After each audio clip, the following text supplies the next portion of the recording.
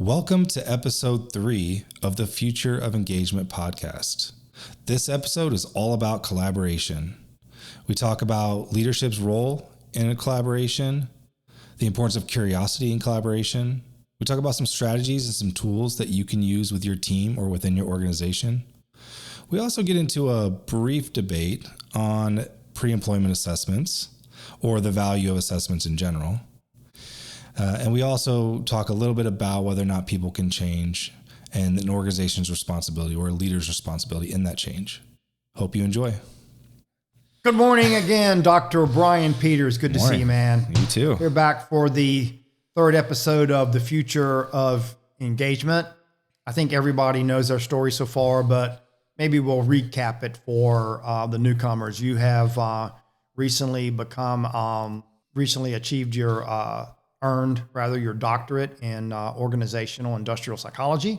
You have quite an illustrious track record in human resource recruiting, management, that type of thing. Have also been in the Marine Corps, served your country, learned a lot of things abroad as a machine gunner, as I understand it, and then went on to write your doctoral dissertation in the area of engagement. And have studied the scientific evidence and facts of what creates real engagement in the workplace as opposed to fluff or gibberish. So that's basically your background, and quite a illustrious background indeed. As you know, some people know, I'm the author of a couple of books, pretty interested in psychology myself, and have a graduate degree in psychology too, and been fascinated. I've done a lot of work in the area of business psychology and have written 2 books that have done quite well: How to Mind Read Your Customers and How to Hire a Champion. And now we're working together and trying to understand how we can help people to increase the level of engagement through processes, tools that actually work, instead of promoting theories that basically have no evidence to support them, which is what we see occasionally, as you know. Okay, so today we are discussing, we have, 3, what we call the 3 big C's that underpin all of the work that we do, and we'll keep referring to them. However, many podcasts we have, or however many chapters we have in the book that we're writing about the same topic, we're always going to come back to A, B, and C. A is you have to have the right leadership behaviors. We talked about that in podcast 1. You have to understand the way to communicate with people and what you need to communicate with them about, basically helping them to understand what their job actually is. And if they don't understand it, you help them to. But today we're talking about the importance of collaboration, because in today's high technology world, very few people can be successful working independently of teams. Most things that are important occur in teams now, and teams have to be collaborative. A lot of knowledge.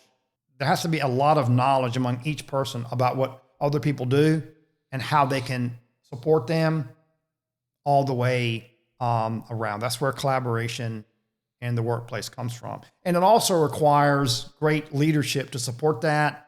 And it also requires a leader of an environment of profound respect. You can't have a collaborative environment unless you walk into a culture where there's a profound level of respect, because as you know, it only takes one bad apple to walk in, be pompous, arrogant, critical, and shut the whole thing down. We know that. So, one of the key pieces of advice I always have to people, if you see someone that walks into the room and shuts the conversation, I say, get that person into their car with a banker's box with all their stuff, heading out of your company by the end of the day. That's one of my key pieces of advice when I see that, because I know that we need collaboration. And I know that we need people who understand what respect and collaboration is. That being said, what do you think, first and foremost, is the secret and the key to better collaboration in the workplace today? I keep coming back to leaders, but I think that leaders need to foster that, right? They need to foster that team aspect. One of the things that I like to do in team meetings is talk about issues that are happening, right? Issues don't necessarily need to be bad things, but just maybe things that they want to discuss, employees want to discuss. Talk about projects people are working on, things that they're, excited about. And because what I think that does is starts to open up a dialogue around what's going on within a team. If you have a collaborative meeting across multiple teams, you can kind of talk about that stuff. I used to have multi-department meetings against small companies, so easier to do, but then you start to get, I'd like to, maybe work on that or work on this, or I could help you with that. If you need anything, let me know. I've done that before. And so you can start to kind of foster that environment. But that's really important is, right, fostering that environment. And, sometimes team members will take that on and kind of do that. But I've just found typically if leaders aren't kind of encouraging that and having those conversations, people don't necessarily take that on. Also leveraging the, you talked about tools, right? There's so many collaboration tools from OneDrive to Google to, all these different things, right? Leveraging those things. You don't need to anymore send Word documents back and forth or send Excel sheets back and forth. You can, but you can just upload it and work in real time and get on. If you're not in the same office, get on, Teams or Zoom or whatever. But again, I think it comes down to leaders need to be trying to foster that. They need to take steps in meetings to get people to work together, talk about different things, and then also, ask questions and then shut up and let the team sort of come together and collaborate on that. I think you gave an example. Was it, the first episode we have of you just kind of sitting back and letting the team talk and basically whiteboard stuff. And I think that's a great thing is like you just pose it to the team and have them start to generate ideas. So I know it sounds like we just keep coming back to leaders, but that's because they play such a pivotal role in all of this. Yeah, well, I mean, I am involved in a lot of collaborative things. As you know, I'm just a collaborative person. Yeah. I love to collaborate. A good example is I'm collaborating with you. Yeah. And we're writing a book together. That's, going to use some of the material in our podcast. We're collaborating on a podcast. We share ideas all the time. That's fun. I don't know about you, but I have a fun time talking to you because I am not really interested in, my thoughts really at the end of the day. As a collaborative person, I know what I know. I'd like to know more. And that's not going to come from me. That's going to come from other people. I think that's kind of like psychology 101, right? Yeah. I mean, your own brain is kind of a vacuum, and we're not a vacuum, but you're not going to get information that you really need to grow from yourself because that's already contained. Yeah. You need to look outside and ask someone else what they know. That's the heart and the soul of collaboration. So it kind of stupefies me when people in the workplace just kind of assume that they already know everything that needs to be done and don't spend every day trying to gather more information for other people. I don't understand it. Yeah. But at any rate, in a collaborative world, we know that stems from an incredible amount of curiosity in other people and what they do. That curiosity equals creativity equals collaboration. There, we've said it. We have another formula. We have a lot of formulas, Brian, and we have another one. Curiosity equals creativity equals collaboration. You take any of those first two out, you don't have collaboration, right? So I'm wondering what you think, since you're an expert in engagement, is what specific tools and measures and steps do you take to make people more collaborative? And before you answer, I'll just say, we have our own engagement, a software tool called Engagement View, where we can find out what people know about their company and know about their job and where the knowledge gaps are. And so that is that's a tool. That's one tool that we can use to find out if people, in fact, know what the people around them do, so that there's a chance that they could be collaborative. Yeah. Because correct me if I'm wrong, you can't be collaborative with another person if you don't know what they're good at, right? Yeah. Okay. So that's just one tool. You can use a software tool to find out how much people don't know. And often when we research it, we find out that what they don't know is a lot. But what are some of the other things that we can do to help people understand what other people do better and to become a tighter, more collaborative team?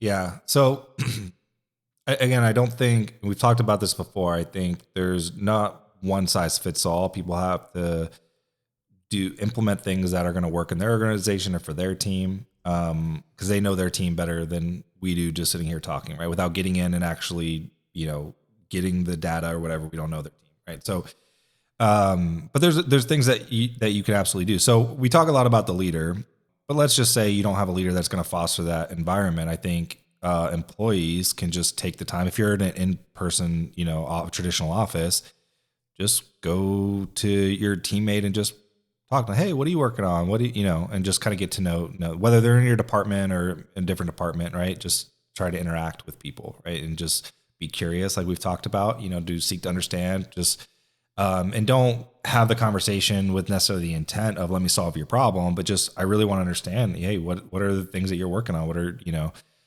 what do you do here? Those kind of things. Now, organizations can obviously foster those things, but if your organization is not, then you could take it upon yourself. I've worked at some organizations that do some interesting things. I think it can be helpful. When I was with Amazon, I was at the fulfillment centers in HR, and part of our first week onboarding is that we had to work in the different departments. So I had to be a picker where I went and picked orders. I had to go and pack. I had to go in all these different departments. And so I got to interact with people who were doing that on a regular basis, and I got to understand their role and the importance and how hard it is, right? Because I was doing the job. I think programs like that where you can get some cross-functional training is really, really helpful. And you can do it as part of an onboarding program if you set it up right. So that can be really huge. I worked for another organization where we did this thing where it was monthly. We would have an interview with somebody within the organization. So in the department, it could be senior leader, it could be a developer, it could be whomever. And we would just ask different questions about their background, about, some of it would be silly questions and some of it would be about their job. And so that helps people get to know others as well. And then they say, oh, that person was working on X, Y, Z. I'd like to talk more to them more about that. So there's also, I've seen organizations do what they call like business resource groups, which are basically networking groups internally to the organization that usually have monthly meetings where it's anybody within the organization can join these groups. They could be, women focused groups, not that they're exclusive to women, but they're about women in that industry or whatever, veteran groups or, any of those. And what's really nice about that is you can just get to interact with people across the organization, and you can get to know people across the organization. So you get to hear and interact, hear what people are doing and interact with them. So those are some things that I've seen work. I've also seen mentorship programs that aren't necessarily for your department, but just a mentor within the organization. And that can get you exposure to these things. So there's a lot of different things that I've seen organizations do. I've seen organizations put together teams, cross-functional teams that are going to work on certain projects within the organizations. You get expertise from different departments. That gets people to kind of come together. Lots of different strategies you can use. So you can get creative with it. What works with your organization? If, I've been to the organizations where they can't have a long onboarding, which from their perspective, they can. I disagree with that, but from their perspective, they couldn't. So as an HR professional, my job was to advise, not to dictate what they do. So, okay, you're saying that you can't do this. Well, let's figure out how do we get the same outcome, just a way that works with your workflow, right? So you have to make compromises sometimes, but it can be done. You can get this collaboration going. Well, let me ask you something. Since you're a psychologist with a doctorate in the field of engagement. I have a question for you. As you know, I'm collaborate with people in a lot of different areas, not only in like business teams, working in the business arena, but also as a musician, composer, and working with people in that. And I've noticed that in groups where you're working with creative people, if they're going to be collaborative, it takes a special gift, if you will, that I don't know if not all people have. And that is an ability to create an environment where everyone is equal, where everyone is great, where everyone at the table is recognized as being special, Sure, and important, and gifted. And at any given moment, if someone in the group tries to position themselves as having greater expertise, a greater presence, a greater personality, who tries to take over the show, who wants all of the spotlight on them, as opposed to having complete equality in the group, it ruins everything. It just sucks the whole life out of it, and everything comes to a grinding halt. I think the same thing probably applies in the business world. How important do you think it is to find these very special leaders who are great at creating a collaborative environment where everyone is held to an equal level? Because I know in the artistic world, it's really hard to do. How do you do that in the business world? Yeah. I mean, I think it's hard no matter what, no matter where you're at or whatever the setting is. What I've seen work, so it depends, I guess, on the context, right? What I've seen work, I guess, let me give you an example. So when I ran a small company, I created what was what I call the employee advisory board. And it was an employee from every department that would meet. I think we met bi-weekly, if I remember correctly. And their whole purpose was just come and talk about what everybody's working on, issues that are popping up in their department, issues in the organization. They had a member of leadership that was at each meeting, but the leader was there simply to answer their questions if they had any, and take notes and bring it back to the leadership team about what this group discussed and what we need to implement. And what we also did in that is we set a facilitator. The facilitator was there to run the meeting to make sure that each person had an equal say in what was going on. And so I would coach them on that responsibility, right? Like, they are to run the meeting and they're to make sure that everybody's voice is heard within that meeting. So if they saw somebody kind of taking over the meeting, they would help pivot by maybe asking directly. Like, I'd say, hey, David, what are your thoughts on XYZ? Or David, tell me what you're working on. They would make a conscious effort to kind of pull that out. And so I think leaders need to do the same thing, whether it's with their team. You can do that when you're doing one-on-ones, ask probing questions, again, that curiosity to try to pull things out of them. But when you're in group meetings, this happens often with women in male-dominated fields in group meetings. They often feel, it's been reported, and I've anecdotally spoken to many, that will feel kind of, they get bulldozed, in those meetings where men will kind of overtake them. And so what dominance behavior. Yeah. Yeah. So what a good leader in that situation, or facilitator, whatever their role is they will go to that person and say, hey, we haven't heard from you, what are your thoughts? Right. And actually, ask them directly so that they can have their voice be heard. So let me ask you this. I have a friend who's a psychologist who specializes in the traumatic effects of dominance behavior, which apparently the whole problem with people who feel that it's their job in the world to be dominant or domineering over other people seems to be growing. The problem seems to be getting worse. It's not getting better. So maybe that's where people like yourself can come in and help, because the world needs a lot of help on that, because domineering people, they squash everything. Yeah. They grind, everything comes to a grinding halt. And there's no secret that we're doing consulting with companies in the area of like performance management and engagement.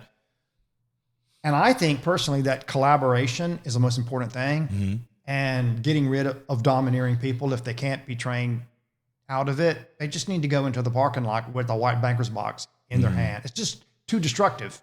Yeah. It just, you can look at like 30% decrease in productivity by one person who thinks all of the spotlight should be on them. And again, you talk about the male versions of dominance behavior against females. It's horrible. Yeah. Okay. So, I mean, you're just looking like right off the bat. I mean, maybe their behavior is responsible literally for a 35% decrease in productivity.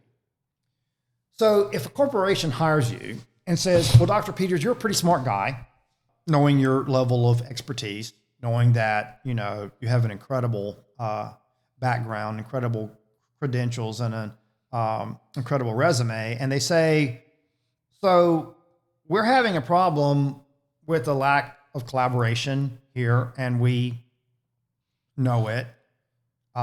We know that it's probably negatively impacting productivity and performance. We don't know exactly why. There may be some bad apples out there who are like having a bad impact behind closed doors in meetings and causing people to be afraid to speak up and feeling that they're squashed. But since you're such an expert, Dr. Brian Peters, we'd like you to come in here and figure out how to get rid of the bad apples, get rid of the key obstacles to collaboration, a positive culture, happiness, and teamwork. And they just said, well, here's a blank check, Dr. Peters. And you had the opportunity to come in. What would you start looking at first? And what would you start doing first to help that company? I mean, I'd want to observe meetings and interactions first, right? Like I'd want to, be a fly on the wall. I mean, maybe you can start with, bring people in for focus groups or just being part of their just general day-to-day meetings. Like what are their team meetings look like? Meet with their leaders and just see how their leaders communicate. Understand, like if we're sitting there talking, are they dominating the conversation the entire time? Because if they're doing it to me, they're probably doing it to other people. Yes. Right. And just start to identify that. And I don't think you necessarily have to start with, get that person out. It's starting to coach. One of the activities that I like to do is to have people talk about, like get it together in groups, like small, one-on-one sort of breakouts, and give them a topic to talk about and have the other person just sit there and listen. And when they come back, they report what they heard, not what the person said. Because I think those are two different things. Like I can report to you, maybe I have a good enough memory to say, well, David said this, this, this, and this, and this, right? But what I really want to do is I want to share my interpretation of what they said. Because I think that just gets you in that listening mindset. And then if you're going to have to come back and really have an understanding of what they said, you might start to ask, questions if there's a lull or whatever. But your goal there is not to talk about yourself. Your goal is to talk about that person. And so you're just listening. Maybe you ask a few questions, but you're taking the back seat and just hearing them. So I think that can be a really good activity to sort of get people to start in that frame of mind that they're not the one that has to always dominate. But if you start seeing that behavior, I think you need to coach and you need to point it out. Kim Scott talks about in Radical Candor about caring personally, challenging directly. So you sometimes have to sit down and tell them, hey, this is a problem. I'm telling you this because I want you to be better. I want you to have an effective team. I want you to have good relationships. I want you to understand how you're coming across to people so that you can do something about that, right? Because if you don't know, if no one ever has that conversation to you, you might not realize it. You might just think that you have good ideas and everybody loves your ideas. And so that's why you say all these things and not realize that you're stifling other people.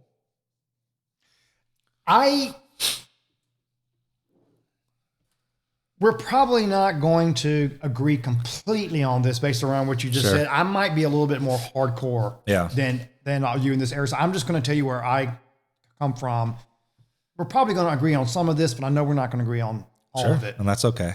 I think that the job at the top of the company is these rules where you show absolute unconditional respect to all people at all times, no matter what, has to come from the top. Yeah. And it has to be, that's not something that would be nice to have. That's something that you have to have here. That's a non-negotiable. If we see too many times reports that you're disrespectful and domineering to people, you have to go. I mean, at some level, the law has to be made that these are the rules of behavior, and then write down what those rules are. What does it mean to be respectful to other people? What does listening mean? What does teamwork mean? And that you draw up what you stand for. And if you demonstrate things that are contrary to that behavior and that spirit, you have to go. So that's what I would say. I've just seen too much, Brian, in the corporate world. I've just seen too many bad apples and how much destruction that they can do all around them. So I'd like to hear what you think about this. Mm-hmm. Do you really think that domineering people can be coached out of domineering? Because I'm not sure. Yeah. What do you think? So there's split opinions on, how much people can change. I'm of the belief that if people have a willingness and openness to receiving feedback, that people can change. And that I am not a big proponent of just, what do you say, cut, sling, load, right? Like just to get rid of people. It's one reason I'm not a big fan of pre-employment assessments, right? Like I don't necessarily think that you can whittle people down to a number and just say this is the whole of them, right? I don't think you can whittle a person down to a few or maybe even a lot of past bad behaviors without understanding first, have they been made aware of that?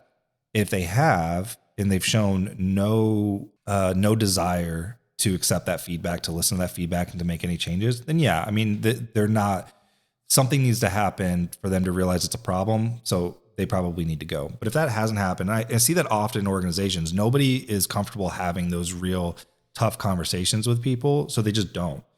So if you haven't done that work, if you haven't tried to turn it around, then I think it is unfair to that individual to just say, there's no helping you, you have to go.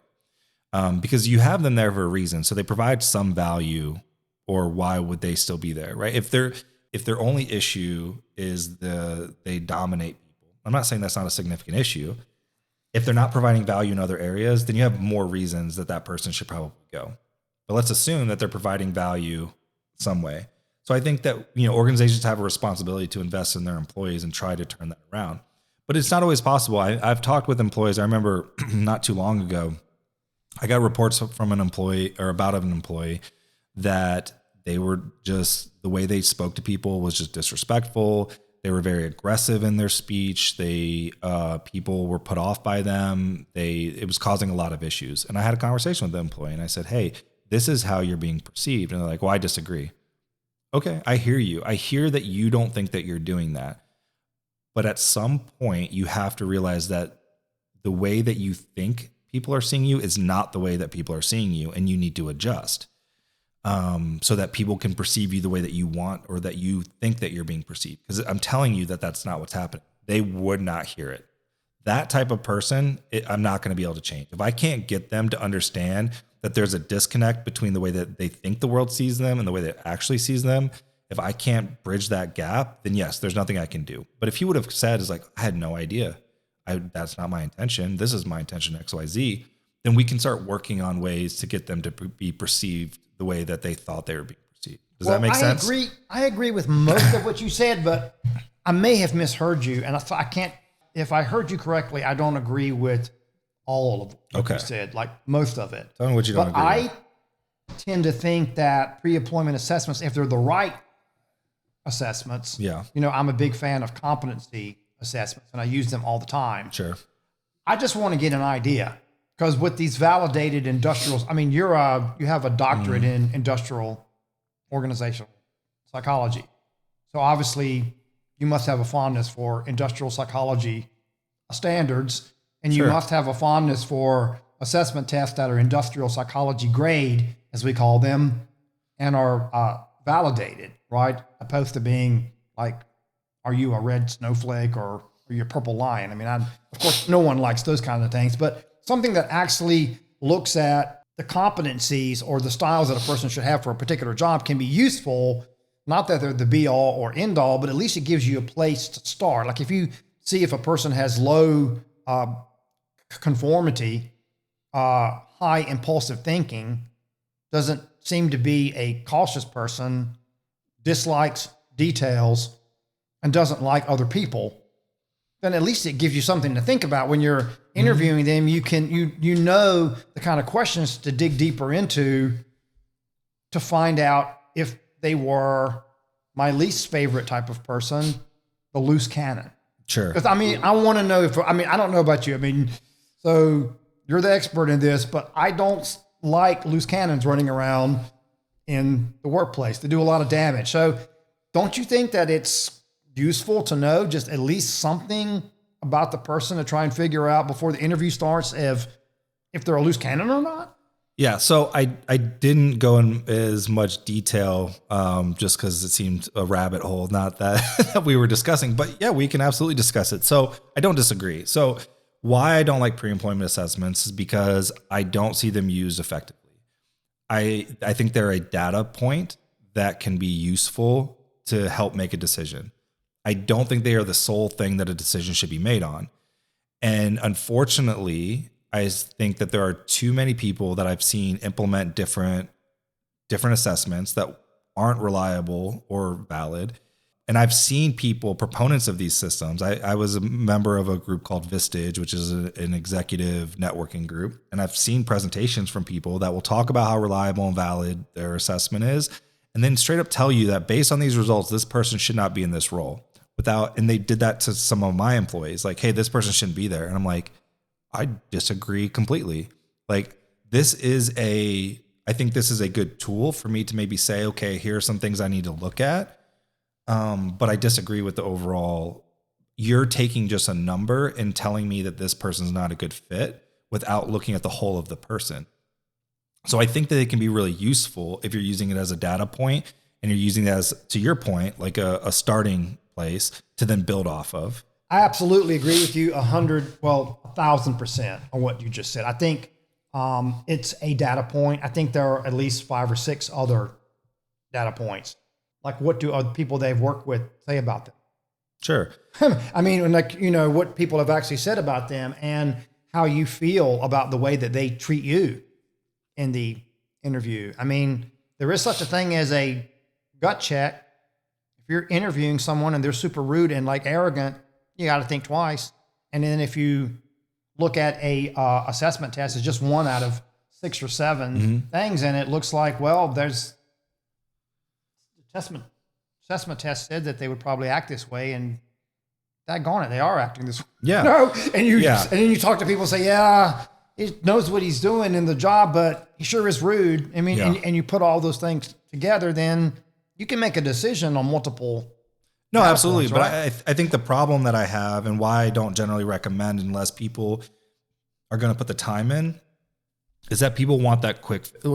Human beings want a quick fix, right? They want that easy answer. And people are just more complicated than that from my perspective, right? So if you have an organization that is dedicated to, again, using it as a data point to help make decisions, I think that's fine. If you're using it as an exclusion criteria, solely that thing as an exclusion criteria, I have a problem with that because I think it's oversimplifying people. It's one reason, and not everybody will agree with me here, I'm a big fan of Clifton's Strengths, actually, because it's based on positive psychology, which is all about finding what's right with people rather than what's wrong with people. You don't use that assessment to say, hey, you're not good at this job. You use that assessment to say, how can I help them be the best they can be in this role? Now, I'm not saying it's perfect. I'm not saying it's not a competency assessment, right? So it's not telling you those things, but it's a good thing to say. It's a good tool to, in my opinion, a good tool to use to say, okay, what are their strengths and how can I leverage those strengths to help them be successful and help the organization be successful? And I'm a big fan of that kind of stuff, right? Yeah, well, that ties into what we're talking about. I think we got a little bit off track, but that's okay. We wanted, I want to get back to, if you walk into a CEO's office and he says, tell me 2 things that you're going to do when I pay you to come in here and figure out why our performance is off and how we become more collaborative. I want to, hop back to that, I would say before we immediately get back to that, I would say that I believe that focusing on people's strengths is incredibly important. I agree with you 1,000% on that. I also think that you need to know what to be cautious about. You at least need to have an idea of what you need to be cautious about. Well, actually, before I get to the point where I'm going to ask you, like, what you say to a CEO if they ask you, like, well, Dr. Peters, how are you going to come in here and help my workforce, with this whole lack of collaboration thing? I want to talk to you about something that you mentioned, and that is, how do you tell what a person actually did to drive results in an interview and what they did as opposed to what they're taking credit for that their team actually did? I think it's one of the biggest nuts to crack, that someone needs to become an expert at this and write an entire book on what I'm about to say. In so many job interviews, a person will walk in and say, well, I'm responsible for a $15 billion, increase in whatever. And you start doing a little bit of digging and you find out they had nothing to do with that. That they could loosely say that because of the title that they did it. But actually, when you start peeling back the onion, you find that other people did all of that. And this person actually had no results, but everybody wants to claim the results for things that they never did. And then they get into, and then you hire them and they get into an organization and you find out that everything's going wrong. And you say to yourself, oh my God, I hired the wrong person. It's kind of like the Trojan horse. Yeah. They snuck in and they're doing damage everywhere. It appears that they weren't really responsible for the good results at their former company. Now finding out they probably didn't do anything. Yeah.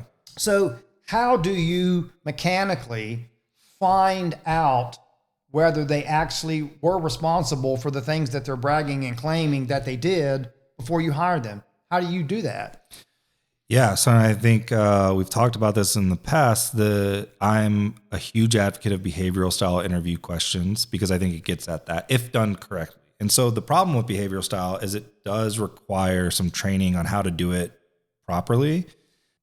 The classic, the typical interview today goes, hey, I've seen you work at XYZ company. Tell me about your time there. Okay, so they run through their stuff, right? Oh, that's interesting. Can you tell me more about that thing, right? That's not really telling you a whole lot, right? Because that's also things that they're prepared to talk about. They're going to just hit the highlights and they're going to do exactly what we said. Oh, I drove, blah, blah, blah. Oh, how'd you do that? Well, I did this, whatever, right?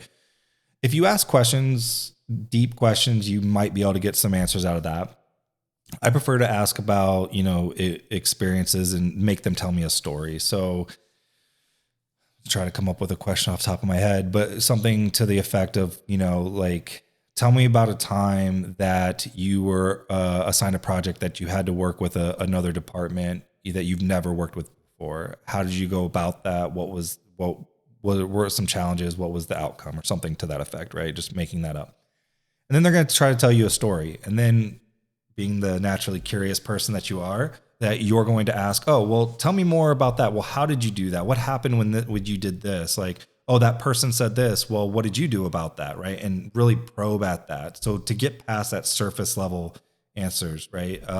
They talk about it as like peeling that onion, right? You're going layers and layers deeper with your probing questions. Oh, well, when did you do that, or what? Because most people who are full of it to be able to answer those questions effectively, they're going to start stumbling. And I've seen this in interviews where people aren't prepared for these kind of questions. We're like, well, I don't really know. I don't really have an answer for that. And so you kind of get through the BS. I think that's a great observation, and there's a lot of magic there. It points out my three favorite words is what, why, and how. Yeah. Those are, I know there are other words that you can add to the list, but my favorite three are what, why, and how. Yeah.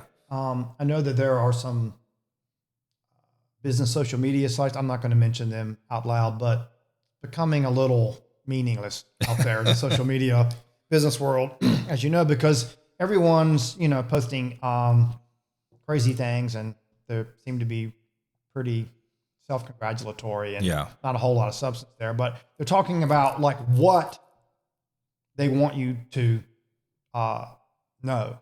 So I see what a lot. What you need to know about emotional intelligence is. Okay, I think I've heard that 50,000 times, but thanks for posting it again. So there's a whole lot of what's.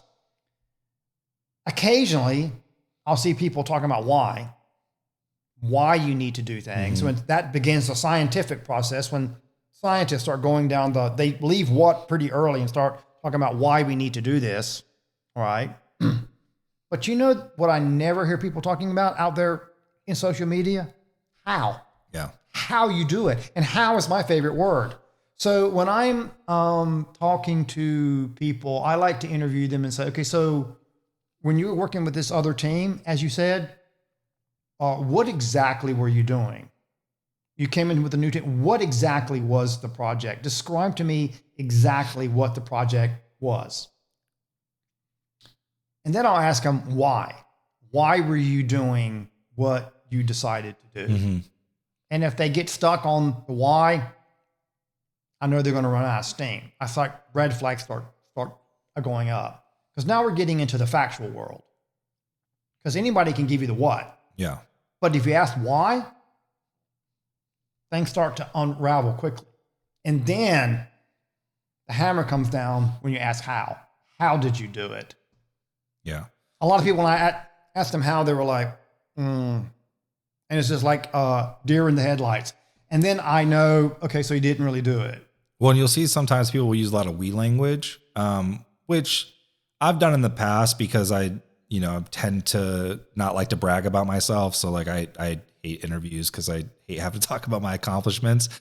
So I'll use a lot of like collaborative, like we, which is great when you're working with people to use a lot of we language, not the best in an interview. So when you start saying like, oh, well, we did this. No. What did you do? Like, I appreciate that you're giving other people credit, but like, I'm talking about you. So what were your contributions to this? And start making them do more of like talking about themselves rather than the collective we. It starts to break down really quickly if they didn't do much. Exactly. So let's get back and actually tie a bow up and end with something that may actually sound like a pitch. And that's completely okay. You're allowed to do that. It's your podcast, by the way. So say you walk into a CEO's office and it's like, okay, well, we understand you're a pretty smart guy. And I just know from looking at data that our productivity and our performance is off. I think our productivity by all of the key performance indicators and metrics that we use is off by 40%, it looks like. I don't think it has anything to do with the tools, the machinery, technology. It can't possibly be that. It's something else, and we don't know what it is. I'm thinking it may have something to do with our people. Because it's not the hardware, it's not the technology, it's not the machinery, so there aren't many other things it could be. It probably has to do with our people, right? Because, in basic industrial psychology consulting, you know that things fall into two categories: process, people, right? You figure out what's wrong with the process, and everything's right with the process. If it's not still right, it has to be the people. Yeah. Okay. So he says, we don't know what it is, Dr. Peters, but I'm willing to pay for it. So what would be, and they always do this. They're like, okay, if they get to 3, that's really something. Oftentimes it's 2. What are the 2 things that I would pay you to do to come in here with your expertise right now, if you started tomorrow, to figure out why our productivity is so low from a people standpoint and what you would do about it to get them more engaged, more productive, and more collaborative? Give me 2 things that you would do starting tomorrow. And then if it makes sense to me, I'll pay you. So go. Yeah. So, I don't even know if you need full 2 things. The number one thing I need to come in and do is observe and interview, right? I guess you could do those 2 things, right? Or collect data on this essentially, because you're telling me that I know it's not these things. Well, how do you know that? How do you know it's not XYZ? You might have a reason. But if you say, well, our processes are great, I might interview the staff and the processes aren't great, right? So it might not always be the people. It probably is a combination of the both, right? But I need to actually understand, basically do a root cause analysis, right? I really need to understand what the issue is. I need to understand that not from the top. I need to understand that from the people who are actually doing it. So I need to sit in on meetings. I need to interview staff. I need to use like engagement view and do some assessments and try to find that. I need to get the data to say, is what you're assuming is the case actually the case? And then after that, you can start to strategize, right? Once you have the data, you can say, okay, where are the gaps? Where are the things that I think we need to provide some resources for? And then we can go and do that. And that can be coaching, training. Maybe it's moving people, whether that's out of the company or into different roles. Because that's another thing too, is like a lot of times we talk about out.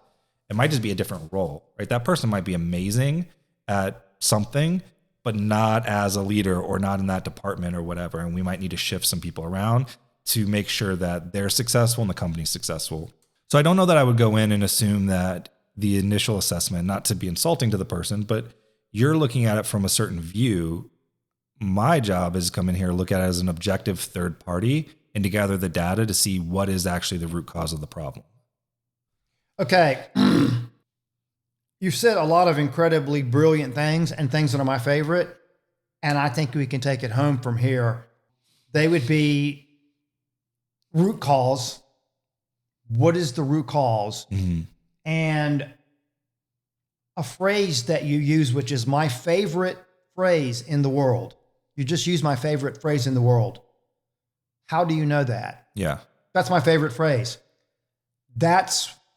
I've built in a lifetime of consulting on that phrase. How do you know that? I love that phrase so much that when people turn that around on me, if I'm interviewing someone and I start mentioning something that's going on in the company and I'm interviewing them and they turn it around on me and say, how do you know that? How do you know that? I'm like, you're hired. Don't you want to ask me any more questions? No, I already know that you have a really high IQ and that's good enough for me right now. Well, how did you know that? Because you asked me, how did you know that? Yeah. And Brian, I don't think I know one phrase in the world that will show me instantly that a person has a high IQ than the question, well, how do you know that?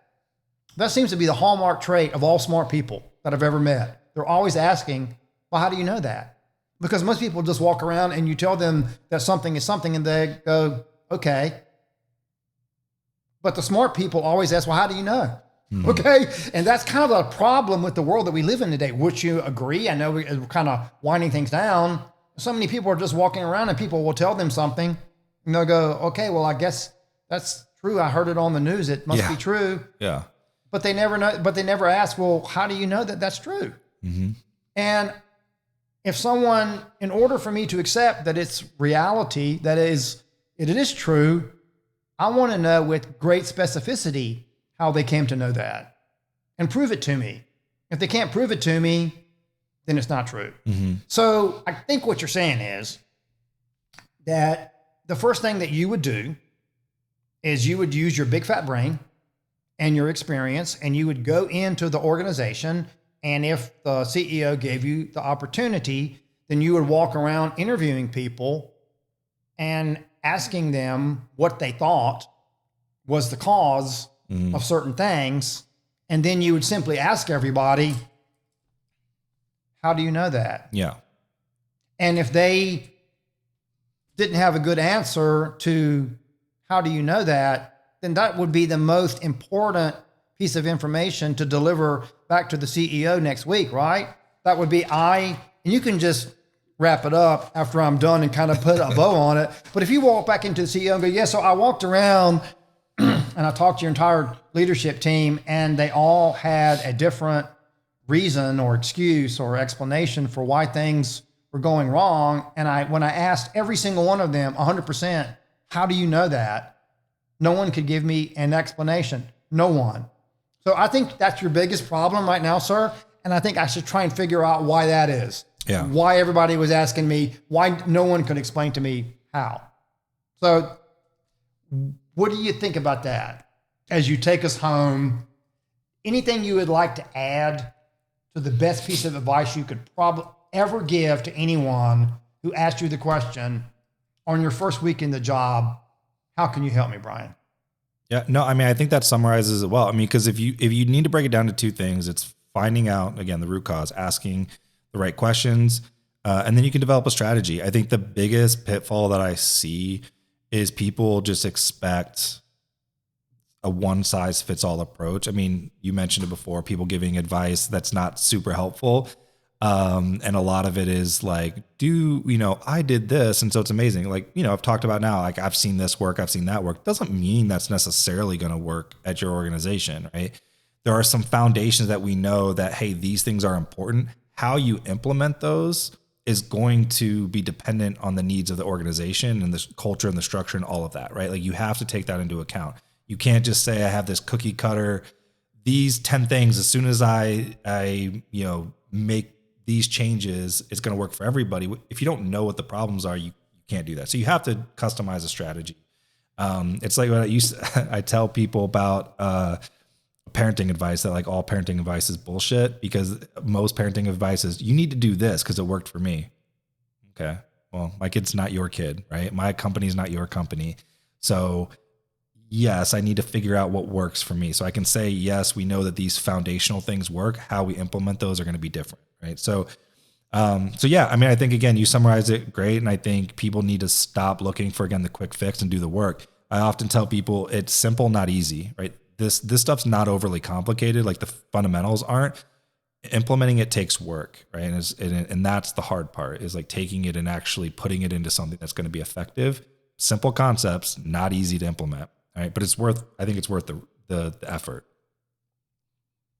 Amazing. Well, this was a really great time as usual. I'm going to give a tip of my own if anybody has watched the entire or listened to the entire podcast and has gotten to the end and they happen to be in the world of sales, especially consulting sales, I'm going to give everybody a huge gift.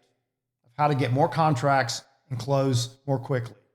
I found that the words that are going to come out of my mouth are magic words. So if anybody has gotten this far and they're listening and they're in sales and they're trying to close a deal tomorrow, I'll tell you exactly what to do. When you're sitting down with that CEO, ask him or her, when they tell you, when you ask them, why do you think that the problem exists? And they tell you what they think is the answer. Just ask them, how do you know that?